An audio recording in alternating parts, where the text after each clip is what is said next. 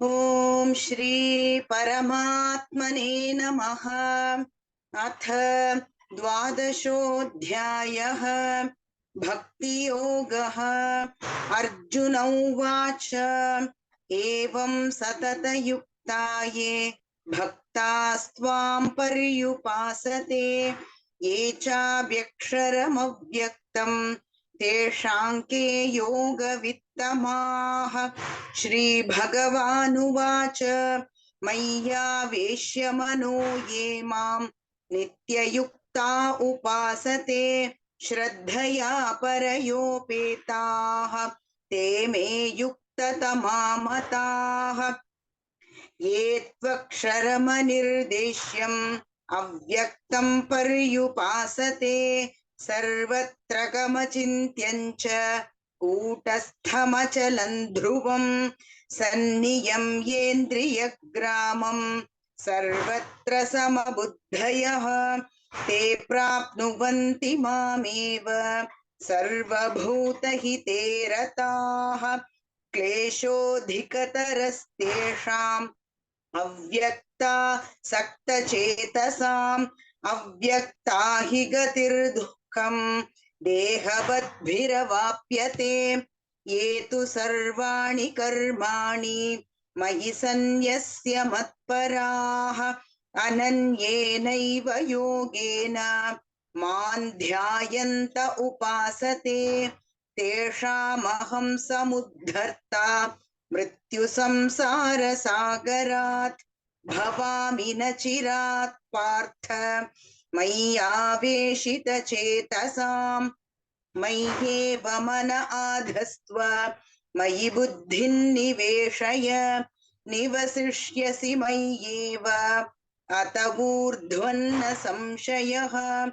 अथ चित्तं समाधातुं न शक्नोषि मयि स्थिरम् अभ्यासयोगेन ततः मामिच्छाप्तुं धनञ्जय अभ्यासेऽप्यसमर्थोऽसि मत्कर्म परमो भव मदर्थमपि कर्माणि कुर्वन् सिद्धिमवाप्स्यसि अथैतदप्यशक्तोऽसि कर्तुं मद्योगमाश्रितः सर्वकर्मफलत्यागं ततः कुरु यतात्मवान् श्रेयो हि ज्ञानमभ्यासात् ज्ञानाध्यानौ विशिष्यते ध्यानात् कर्मफलत्यागः त्यागाच्छान्तिरनन्तरम् अद्वेष्टा सर्वभूतानां मैत्रः करुण एव च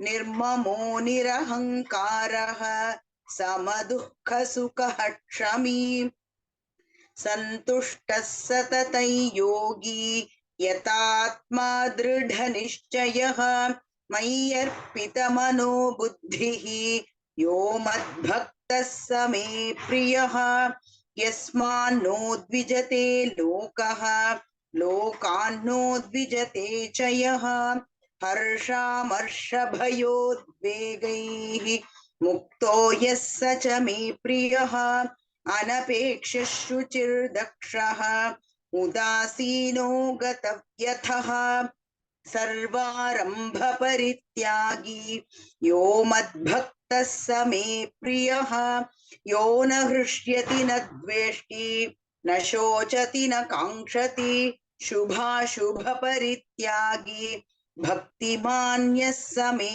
प्रियः समः शत्रौ च मित्रे च तथा मानापमानयोः शीतोष्ण सुख दुःखेषु समसंगविवर्जितः तुल्यनिन्दास्तुतिर्मौनी सन्तुष्टो येन केनचित् अनिकेतस्थिरमतिः भक्तिमान् मे प्रियो नरः ये तु धर्म्यामृतमिदं यथोक्तं पर्युपासते श्रद्दधाना मत्परमाः भक्तास्तेतीव मे प्रियाः। ओम तत्सदिति श्रीमद्भगवद्गीतासु उपनिषत्सु ब्रह्मविद्यायां योगशास्त्रे श्रीकृष्णार्जुनसंवादे भक्तियोगो नाम द्वादशोऽध्यायः। सर्वधर्मान् परित्यज्य मामेकं शरणं व्रज, अहं त्वा सर्वपापेभ्यः मोक्षयिष्यामि मा शुचः। ओम श्री परमात्मने नमः। अथ त्रयोदशोऽध्यायः। क्षेत्र विभाग योगः। श्री भगवानुवाच इदं शरीरं कौन्तेय क्षेत्रमित्यभिधीयते, एतद्यो वेत्ति तं प्राहुः क्षेत्रज्ञ इति तद्विदः। क्षेत्रज्ञं चापि मां विद्धि सर्वक्षेत्रेषु भारत। क्षेत्रक्षेत्रज्ञयोर्ज्ञानं यत्तज्ज्ञानं मतं मम, तत्क्षेत्रं यच्च यादृक्ष्य यद्विकारि यतश्च यत्, स च यो यत्प्रभावश्च तत्समासेन मे शृणु। ऋषिभिर्बहुधा गीतं छन्दोभिर्विविधैः पृथक्, ब्रह्मसूत्रपदैश्चैव हेतुमद्भिर्विनिश्चितैः। महाभूतान्यहङ्कारः बुद्धिरव्यक्तमेव च, इन्द्रियाणि दशैकञ्च पञ्चचेन्द्रियगोचराः। इच्छा द्वेष सुखं दुःखं सङ्घातश्चेतना धृतिः, एतत्क्षेत्रं समासेन सविकारमुदाहृतम्। अमानित्वमदम्भित्वम् अहिंसा क्षान्तिरार्जवम्, आचार्योपासनं शौचं स्थैर्यमात्मविनिग्रहः, इन्द्रियार्थेषु वैराग्यम् अनहंकार एव च, जन्म मृत्युजरा व्याधि दुःखदोषानुदर्शनम्, असक्तिरणभिष्वङ्गः पुत्रदार गृहादिषु, नित्यं च समचित्तत्वम् इष्टानिष्टोपपत्तिषु, मयि चानन्ययोगेन भक्तिरव्यभिचारिणी, विविक्तदेशसेवित्वम् अरतिर्जनसंसदि, अध्यात्मज्ञाननित्यत्वम् तत्त्वज्ञानार्थदर्शनम्, एतज्ज्ञानमिति प्रोक्तम् अज्ञानै यदतोऽन्यथा, ज्ञेयं यत्तत् प्रवक्ष्यामि यज्ञात्वामृतमश्नुते।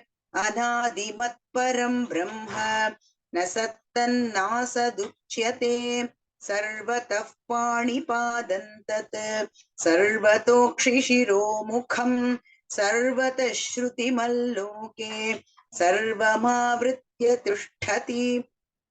सर्वेन्द्रियगुणाभासं सर्वेन्द्रियविवर्जितम्, असक्तं सर्वभृक्षैव निर्गुणं गुणभोक्तृ च, बहिरन्तश्च भूतानाम् अचरञ्चरमेव च, सूक्ष्मत्वात् तदविज्ञेयम् दूरस्थं चान्तिके च तत्, अविभक्तं च भूतेषु विभक्तमिव च स्थितं, भूतभर्तृ च तज्ज्ञेयम् ग्रसिष्णु प्रभविष्णु च, ज्योतिषामपि तज्ज्योतिः तमसः परमुच्यते।